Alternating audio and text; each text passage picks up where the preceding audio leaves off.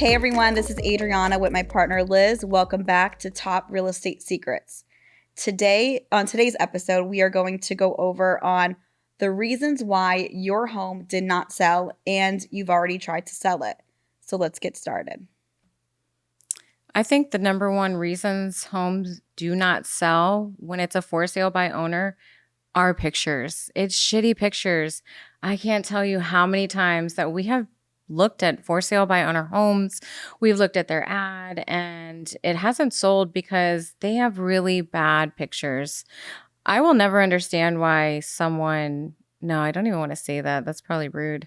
What? Yeah, I'll never understand why someone won't do Would it. never do a professional picture? Yeah, because I don't want to cut they're them probably down, trying to save money, but you're shooting yourself in the foot if you're doing that. It's not, at this point, you're trying to sell your house. So the least you can do is pay a professional photographer to get beautiful pictures and get people in the front door. That's the goal here. Yeah, point blank, period. Pictures are so important that I had a home that it was $1 million home. It needed some work and I knew it needed some work, but I'm very good at pictures. I hire the best. I hit the market and I probably had around 150 people walk through the home in the first 2 weeks. And I can't tell you how many times I heard, hey, wow, the pictures look way better than the home.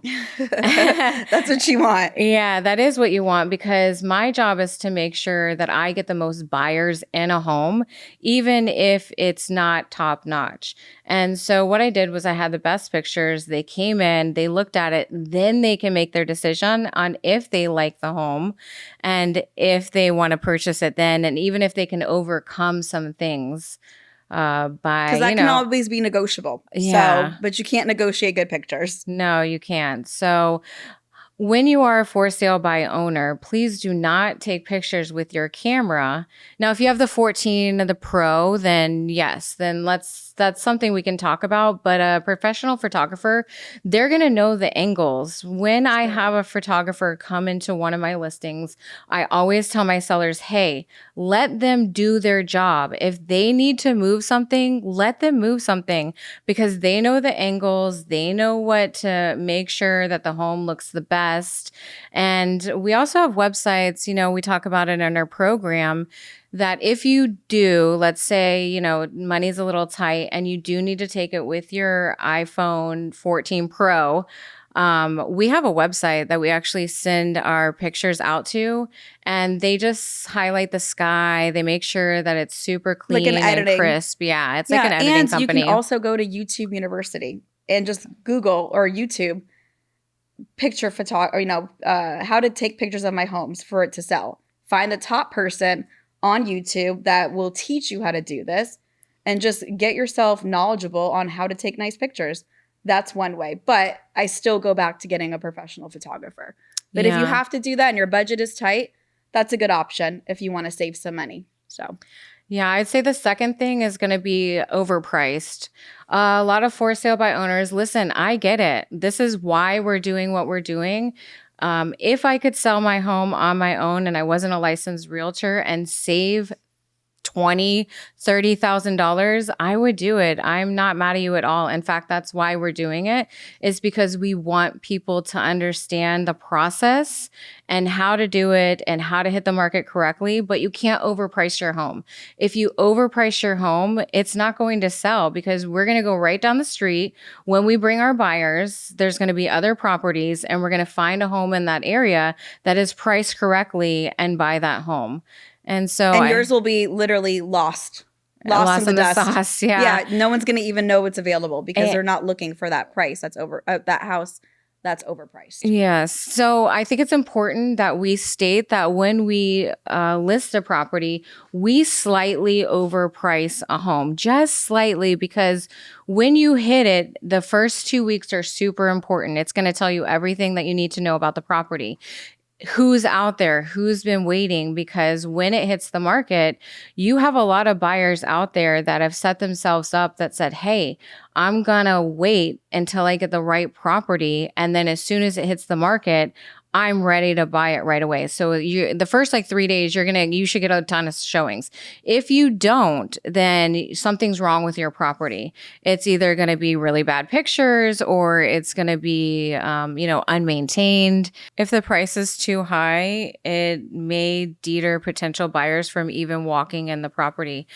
It's not going to pass appraisal. And that's a huge thing, is that people, for sale by owners, they don't realize that you can list the property for 400,000, but let's say it's worth 350, because as realtors, we're going to look around, we're going to look at the comps. And if the comps are 350 and you've put your property on the market for 400, buyers can't even bring $50,000 to the table, and it's not going to pass appraisal.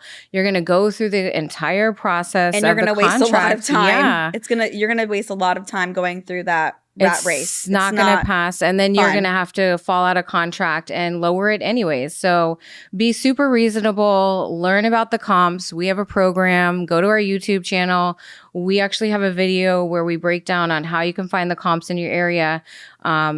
Adriana and I, we just sold the biggest home in Claremont, which was 7,000 square feet. When it's that big and we couldn't find any comps because it's a very unique property. We actually bring an appraisal company in, and they're going to have to find the comps for us.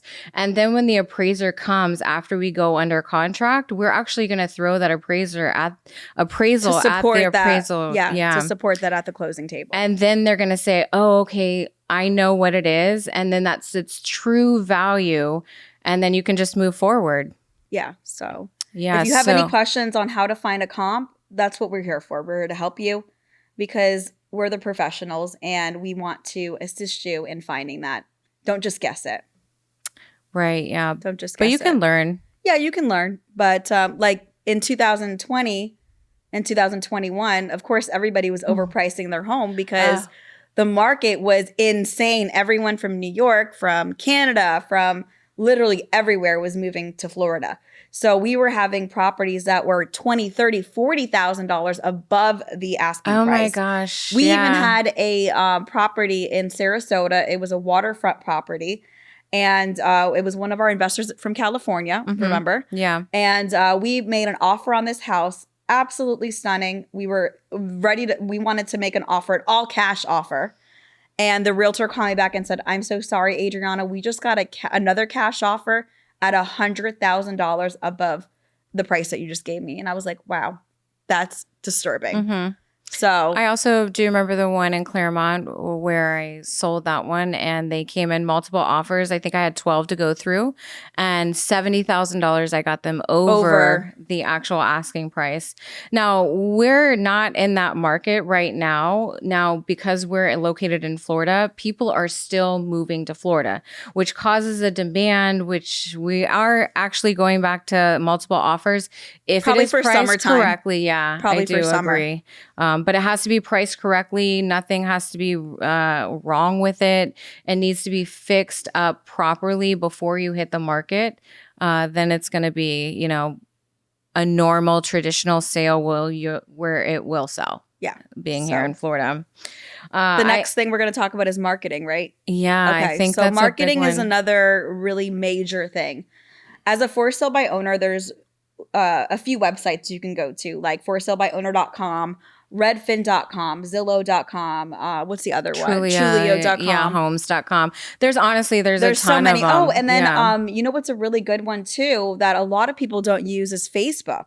Facebook Marketplace. She's a big one on that. Because you can literally instantly chat with people. That's one really cool feature about Facebook is you have a chat option. So you can answer questions right away, send them your property profile link. You can answer questions literally at 2:00 in the morning instead of waiting for someone to call you. So that's a really good one is using Facebook Marketplace. But in order to market correctly, step one is having good pictures so that you can get qualified, interested buyers that want to have their questions answered. So yeah, listing it priced correctly. Again, priced correctly too. You can list it on Zillow.com or you can list it on Realtor.com. But the most powerful thing that a realtor uses is called the MLS system, which is the multiple listing service system. We use that, and it's actually, I think we have It about syndicates to all of the websites that I mentioned yes. before, except for Facebook. That's separate. And Right. Craigslist is correct. another one that I did not mention, but you can also use Craigslist as well.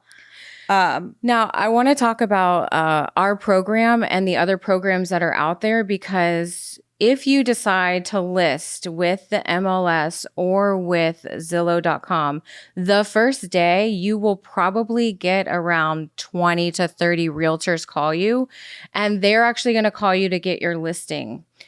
If you go with a program like ours, or if you go with another program where you go through a multiple listing service, they will actually syndicate you out to those properties like Zillow, Trulia, Homes.com, Military So you don't have Homes. to make an account, Yes. upload the pictures, put the description. That can get extremely time consuming. And you're also protected where it looks like a realtor is helping you, and they are helping you.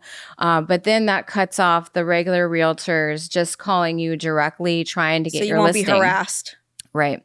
I think it's super important that we let people know that when you go to sell your home on your own, you want to work with the realtors, 100%. buyers, agents, because we're the ones that have the buyers in our CRM system. We have, in our area, I was, telling our friend, I think we have like 110,000 buyer leads in our actual system, because we've been doing this for so long.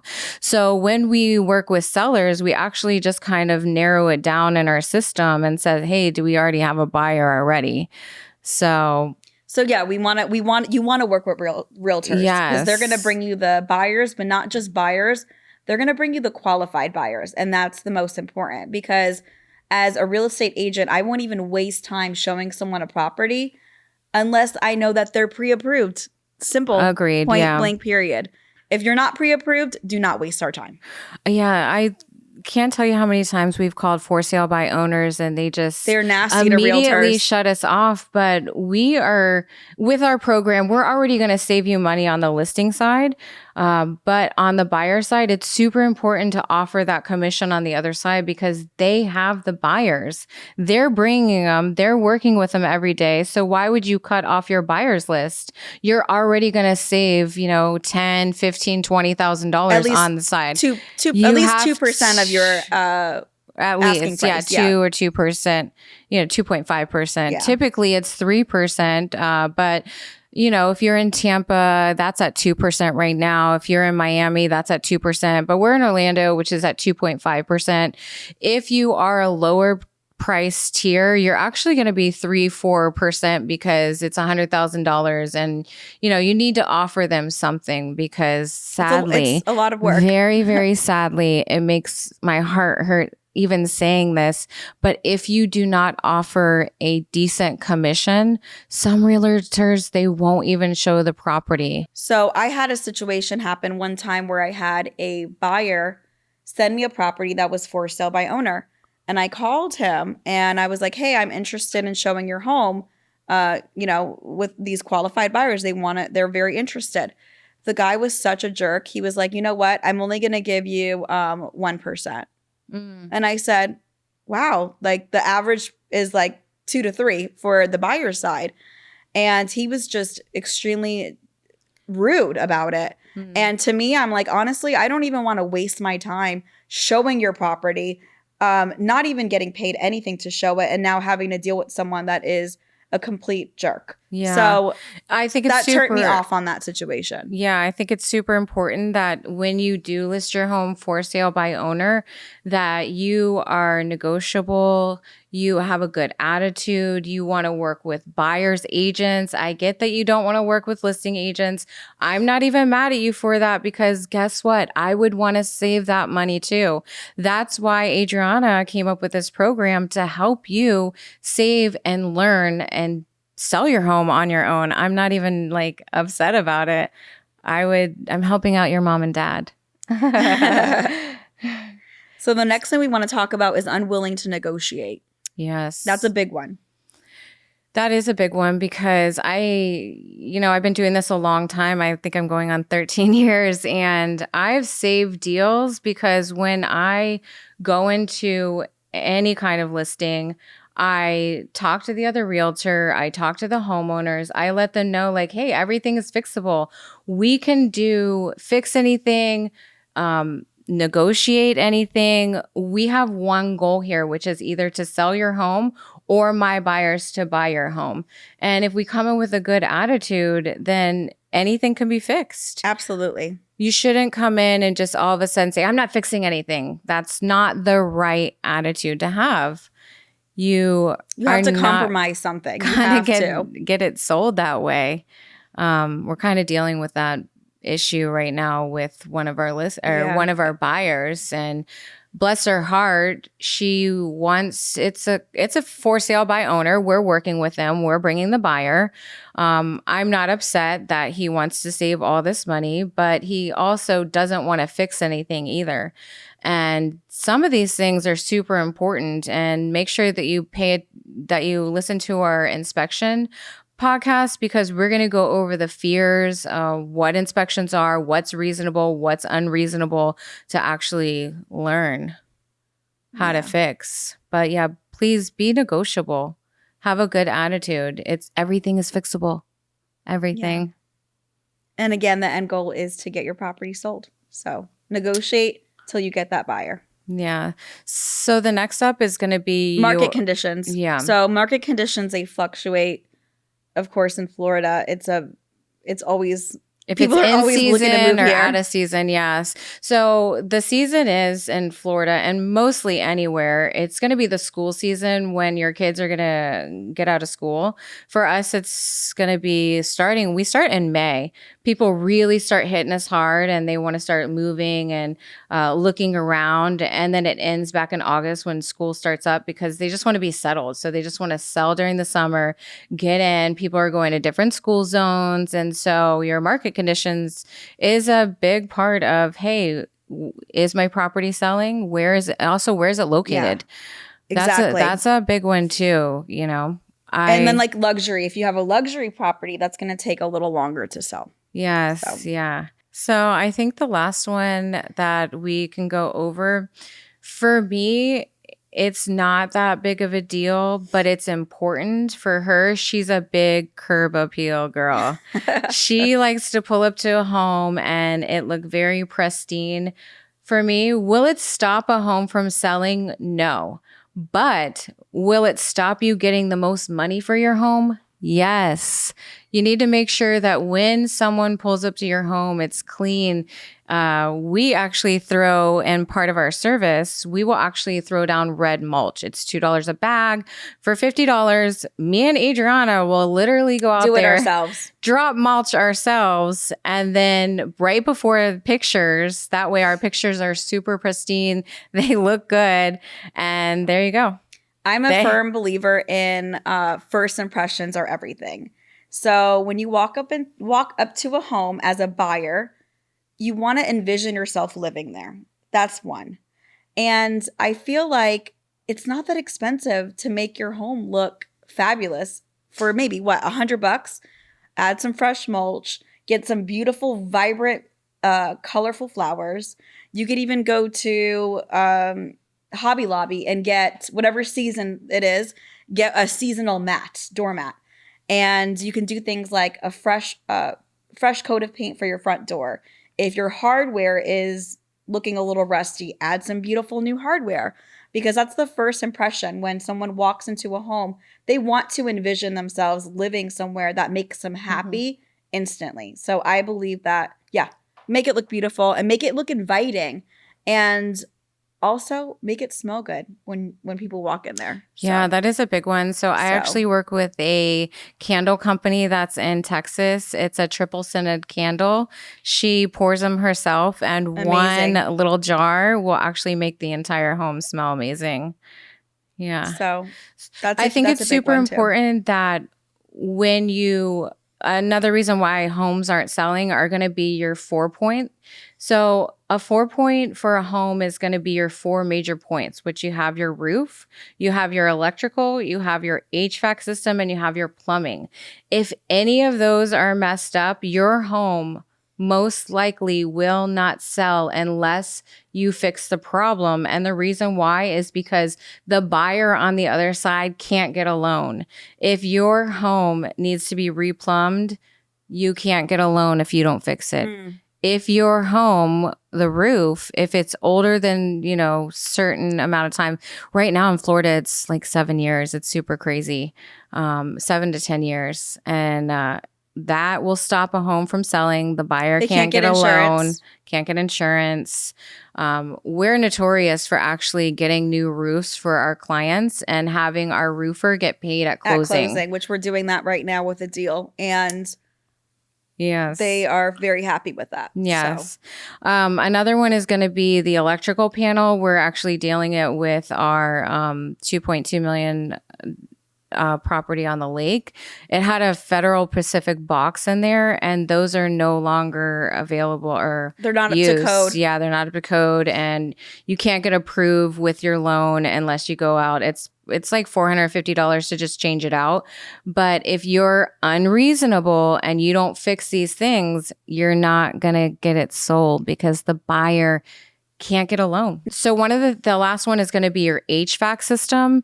One of the things that I do, I have my guy Jesse, he comes in, he will actually fix up the HVAC. So I see a lot of this, and people do not realize that I like to cut off problems before they even start. So Jesse comes in for $250. He services the whole HVAC system. He actually paints the system to make it look super nice and pristine.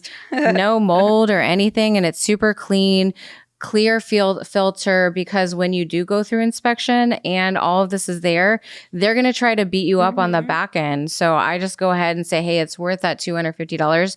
You're going to have zero problems on the back end. And if there is a problem, we're going to find it before we even hit the market. Yeah. So let's fix it. So that's pretty much it. I mean, those are just a few, helpful ideas and tips that of reasons why your home did not sell. Thanks for listening to Top Real Estate Secrets. We hope that you feel empowered to actually sell your home on your own. I know it can be scary, but it can be done. And let's teach you how to save thousands of dollars in commission. Yes. And we will catch you guys on the next episode.